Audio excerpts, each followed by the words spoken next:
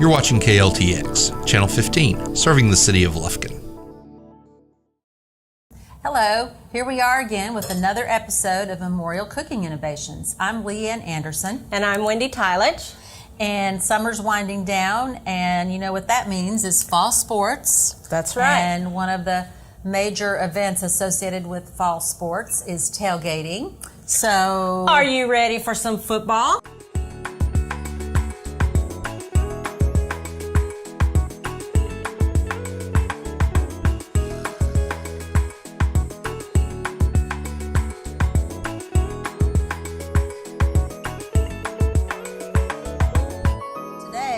We're going to kind of put out a tailgate spread with some recipes that are healthy but also delicious. So you ready to get started? I am ready. Okay, so on our recipe, our menu, we're going to be making some baked tortilla chips and some salsa, as well as Wendy's famous guacamole. World and famous. Then some taco sloppy joe sliders.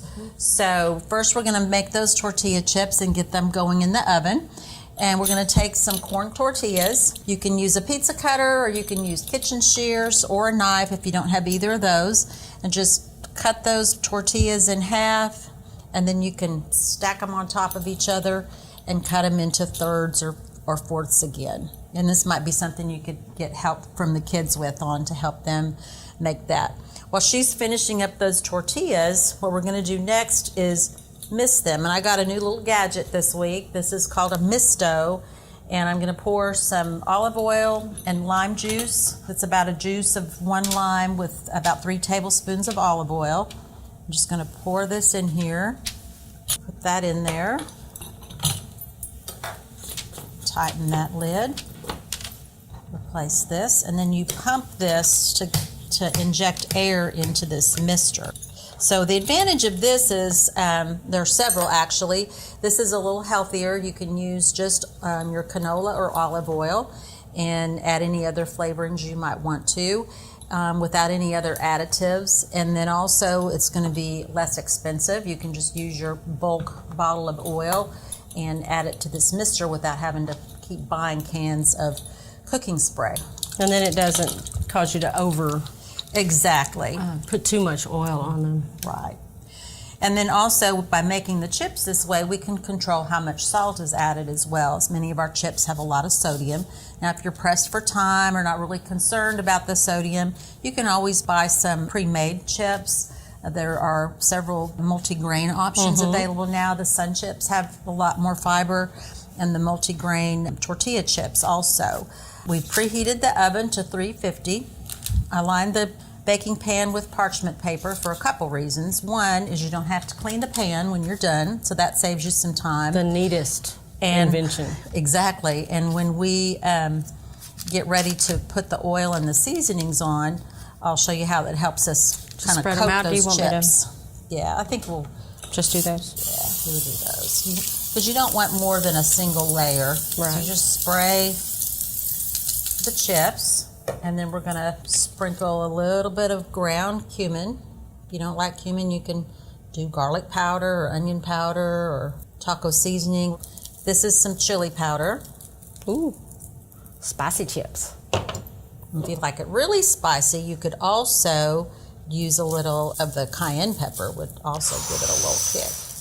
So, and a little bit of salt, and then if you just take this paper and kind of shake the tortilla chips around, that helps coat them, and then you can just spread them back out. Okay, we're going to make some touchdown salsa. And everybody likes salsa with their chips, so while those are baking, we're going to get this started.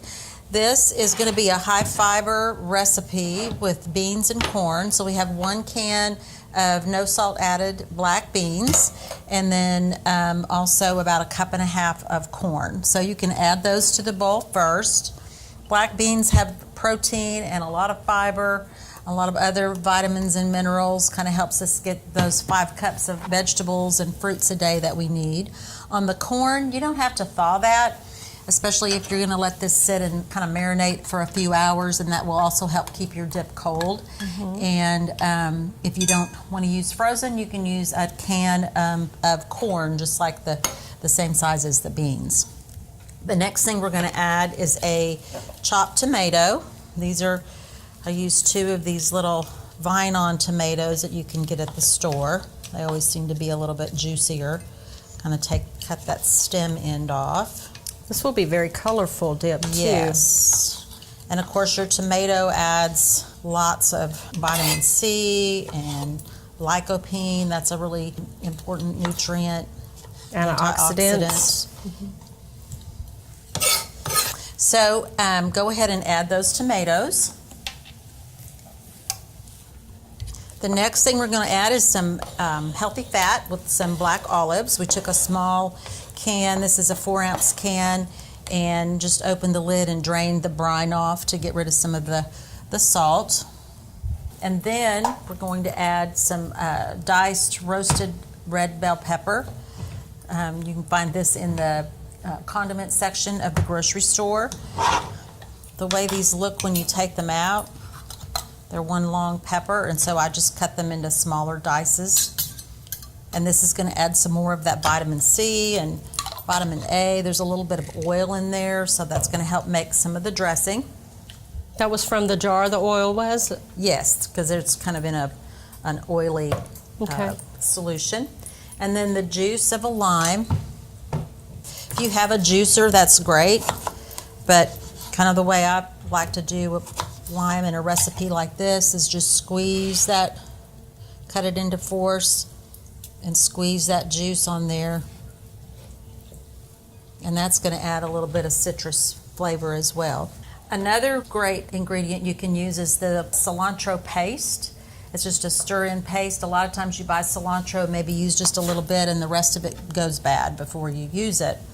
This is in the refrigerated section of the produce area, and we'll just put in about a tablespoon. I've never seen it in a tube before. They make other flavorings like this. There's garlic, there's ginger, parsley.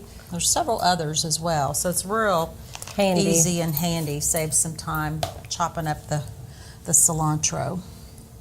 And so just mix that together. And the next thing we're going to add is a little bit of cumin again. Use about a half a teaspoon. With recipes like this, you don't have to measure specifically. You can always adjust it according to your taste. Right. And then also we're going to add just a pinch of salt, a little bit of black pepper, and a little bit of sugar, because that just always seems to bring out some of the citrus flavor and balance that out. So if you have diabetes, I know you're thinking, oh, no sugar, but typically less than a teaspoon of sugar in a recipe is not going to be a problem, since you're not going to be eating but a portion of this recipe. So that is something you can make ahead to this point. Keep it refrigerated, and then right before you serve it, and we'll do this later when we serve, we're going to add some Monterey Jack cheese. And Leanne, how about those chips? I bet they're ready. Let's check. Oh, Ooh. yes. When the edges curl up, that means that they are ready. They might be a little bit flexible yet, but they will tend to get crispy as they sit and cool off. And then we can take this and kind of shake it around a little bit, and that helps redistribute some of those seasonings and the oil. And then just kind of spread them back out, and we'll set those aside to cool off. So everybody has their favorite guacamole recipe. Everybody has tried this in one way or another. However, this is something that my mother actually started, and we've perfected over the years. It's just a little tweaking here and there with the ingredients, but all the ingredients that I'm going to put in today are from her original recipe. Now you will see the measurements on the recipe that we provide for you. However, I've done this so many times, there's no real measuring that goes on. So you know when you cook at home, you've got your favorite dish, your favorite recipe, and you just like put everything in. your grandmother does that and you say, how do you remember it, Grandma? She's done it so many times. It's just like second nature. Yep. So we are going to start off with this recipe. Now you're going to have 4 to 6 avocados, about yay size. They want to be ripe. They don't want to be hard. They don't want to be too soft. So they need to be ripe. So just if you can kind of squeeze them and feel of it, that is as good as you want them to be. You don't want them to be overripe because then your guacamole won't last very long. Now, some people do this differently. You can peel this avocado or you can cut it in half like I'm doing. Be very careful with the knife. Don't cut your fingers. Don't cut your hand. But there is a pit in the middle of this, so it makes it easy for me not to do that this way. If you twist, there you go. Your avocado's in half. And there's the pit that we were talking about. You want to take your spoon and just scoop it out. It comes right out. That's how they do it at the Mexican restaurants. Yeah, when they do the tableside guacamole. Yes, yes. That's correct. Now, to get this pit out, you can use your spoon and you can dig it out, or if you want, you can kind of take your knife and do like that, and the pit comes right out. We're going to scoop out the rest of this. I already had the first ones done so that we could show you how it looks. I favor a mashed potato masher. But these are soft enough that I was able to use a fork earlier, and as you can see, as I'm stirring this one up that I just did, it's just going ahead and mixing right in with everything else. And some people like their guacamole a little chunkier too. Yes, they do. But they are very, very good for your salads, for guacamole, of course, and anything else you want to put it on. I think my husband eats them on his hamburger, which is I've seen something that. I've never done, but because this is my favorite way to have them. Now, the next thing we use is Rotel tomatoes and green chilies. That was the original recipe. I like a little bit of kick to it, so I'm using the Mexican Rotel, which has some cilantro in it. Now, this is for those of you who are not watching your sodium intake, because this does have a lot of sodium in it.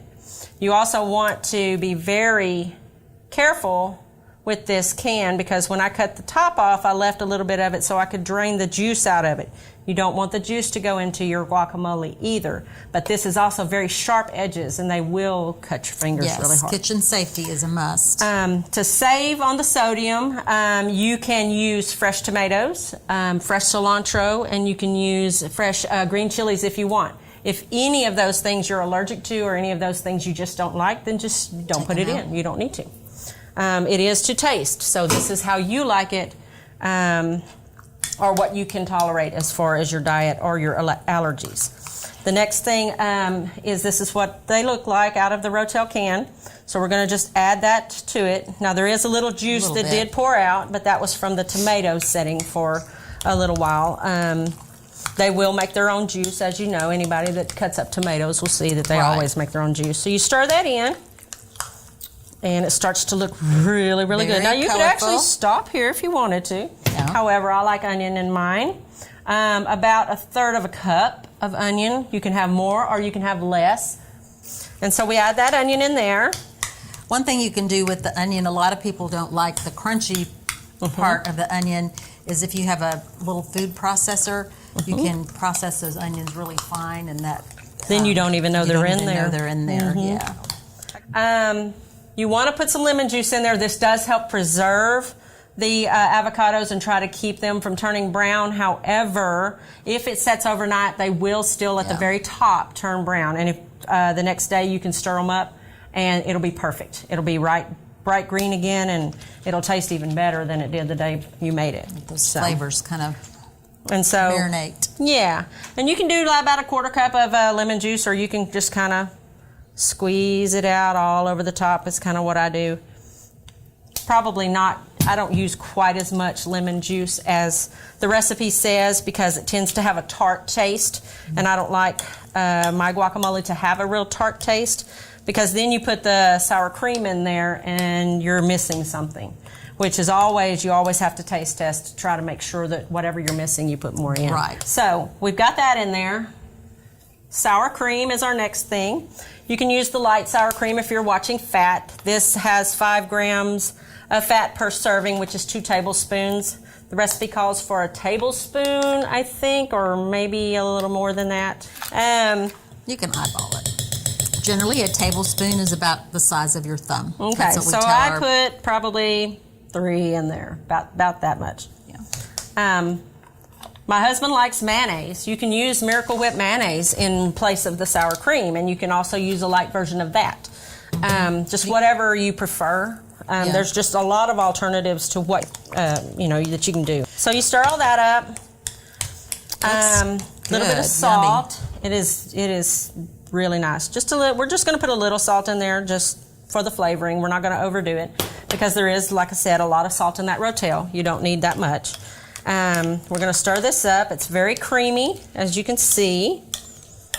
And so we have one more little key ingredient, which I would have never thought of. Worcestershire sauce.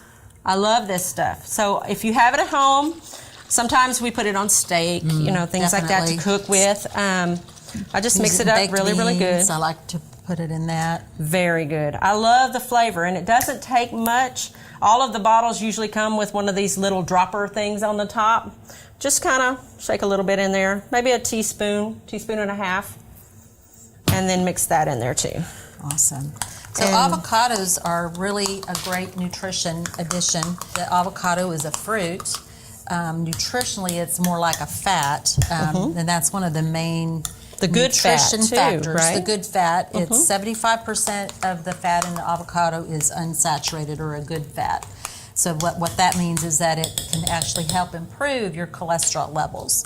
Also, your avocados provide lots of other vitamins and minerals. There's actually 20 different nutrition components in an avocado, especially potassium, folic acid, and also some fiber. So it's kind of a win-win. That's very good. And so a lot of times people think guacamole is not very healthy, but in fact it is, and more. It is. And you can make it even more so, just depending on what ingredients you put in there. Yes, yes. And so this is done. Wendy's guacamole. Awesome. I guarantee you will love it.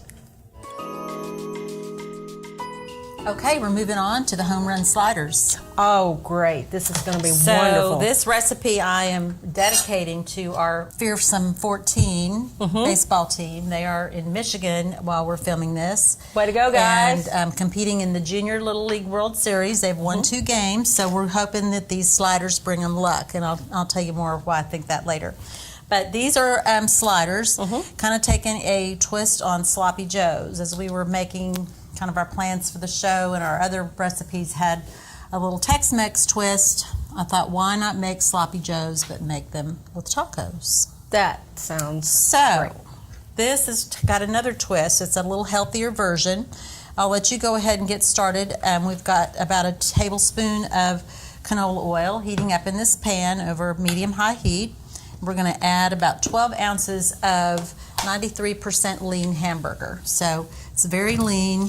It's not a lot of meat, so we're going to make this a little bit part vegetarian, I guess you could say. Very good. So while she's browning that, I'll tell you about the taco seasoning mix we're using. We made our own this time. The regular packaged taco seasoning has almost a teaspoon of salt in one packet, and this recipe has maybe a fourth of a teaspoon. And so that makes about this much taco seasoning, which is equal to 1 packet. So you can double, triple, quadruple this recipe. You could also use this as a rub for meat or any other dish you might want to use taco seasoning. So you're saving a ton of sodium by making your own and saving a little money too. So we're going to set that aside for later. The way we're going to add vegetables to this dish, we're going to put a little shredded carrot. So you can use this shredder or any type of shredder, peel your carrot, and just quickly run it against here. Now, this is another potential safety hazard, so you want to be careful and not get your fingers or your knuckles too close to the grater. Exactly. And so we use just about 1 medium carrot in this recipe. I'll set that aside. And then the next vegetable that we use is going to be some mushrooms. And I use the baby portobello mushrooms. They have a little bit more heartier, meatier flavor. And mushrooms are another great vegetable because they contain vitamin D, which a lot of us are deficient in. And they also contain chromium, which is another important vitamin and mineral. And so I'm just going to chop these up. Now, with both the carrot and the mushrooms, if you have a food processor at home, you can use that to chop these up. So we don't have to be real particular on the size of these. We just want to kind of chop them up pretty fine. Okay, Leanne, so how did you decide on a taco-themed slider? Well, we were talking about the guys playing in the Junior League World Series from Lufkin this week. Well, last year we had the Thundering 13, which a lot of the boys playing this week were on that team last year. You know, they went to the National World Series and they won the American Division and they lost to Japan. They were a huge deal here in East Texas. So when we were watching them play, you know, they were on TV almost every night or every other night. Yeah. And the first night we watched them, I made tacos and they won. And so we started making tacos every time they played. And they kept winning. So it was like we decided it was the lucky tacos. So just a word on food safety. We've got our hamburger. Ground beef is brown. You know, there have been a lot of food poisoning scares around, and one of those have been involving ground meat. The main thing to help prevent food poisoning is keeping those food temperatures safe. There's a danger zone. We talk about food that's between 40 and 140 is more prone to causing food poisoning. And if you look on this thermometer, this meat thermometer, the 40 to 140 has red. It does, and you can buy a thermometer like this really at any store that sells kitchen utensils, and they're very inexpensive. So when you're cooking ground beef, you want that temperature to be at 165 or higher. Okay. Now other meats a little bit lower. We'll be talking more about food temperatures here in a little bit, but for this ground beef, you want it to be at 165. Okay. And generally, the more pre-prepped foods are, the more prone they are to having food poisoning. If you're grinding the meat, it's got more surface area exposed to potential bacteria, or a lot of the pre-cut salads have had some issues. Sometimes pre-cut fruit will cause problems. So just be very careful when you're buying food and preparing it and keeping it at a safe temperature. Okay. How's that looking? So we are at 165 now. Awesome. And it's still going up. Okay, so well, good. We're We're ready to add our vegetables. Okay. Go ahead and add the mushrooms. A lot of mushrooms, but they will cook down. They will. And our little bit of carrots. Okay. And also then we've got that chopped onion over there. All of It's it? about a cup, yeah. Okay. Most of it, all of it. Again, that's one of those, To taste. some people like more onion than others. I like a lot of onion. And So we then- can put maybe, that's that's good. probably enough. And then we've got 3 cloves of minced garlic. Garlic is really good too. So we're going to let that mix it up, kind of stir it, cook it until the onion is tender. It's going to take a few minutes. So a little more on food safety and those temperatures. As we mentioned, the danger zone is from 40 to 140. Okay. So like our salads that we made earlier, you want to make sure they're well chilled before you put them in the cooler with lots of ice, and make sure they're well sealed. The type of Tupperware containers like we have there are real good for transporting those foods. And then Snap on lids. yes, Keep the air out. So once you've got it on the table, you don't want food to sit for more than 2 hours. Okay. So if you're getting close to that 2-hour mark, by then probably pretty much everybody has eaten what they need. Pack it up. And if they're at the tailgate party and it's hot like Texas It can be. Yes. what do you recommend as far as keeping food from Another way you can do that is to get your bowls and then get a cake pan or even a sheet pan, put some ice on it, and set your serving bowl in that ice down. You can even buy fancy serving pieces that have ice and the bowl together. Yes, I've too. seen those. Yeah. That might be too fancy for a tailgate. I don't know. And then on your hot foods, you want to keep those above 140.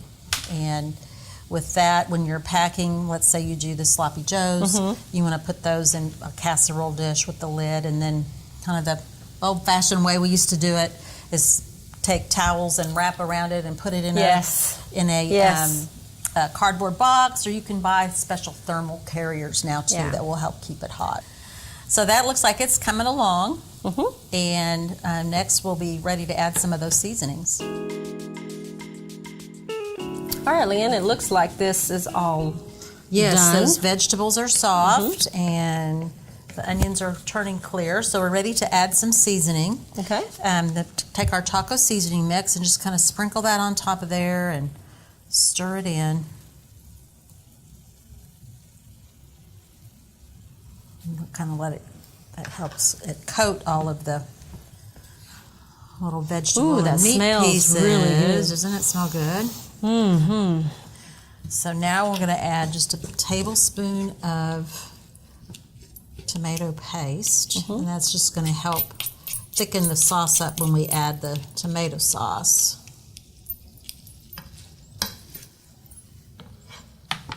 And then 1 can of no salt added tomato sauce. This is a 6-ounce can.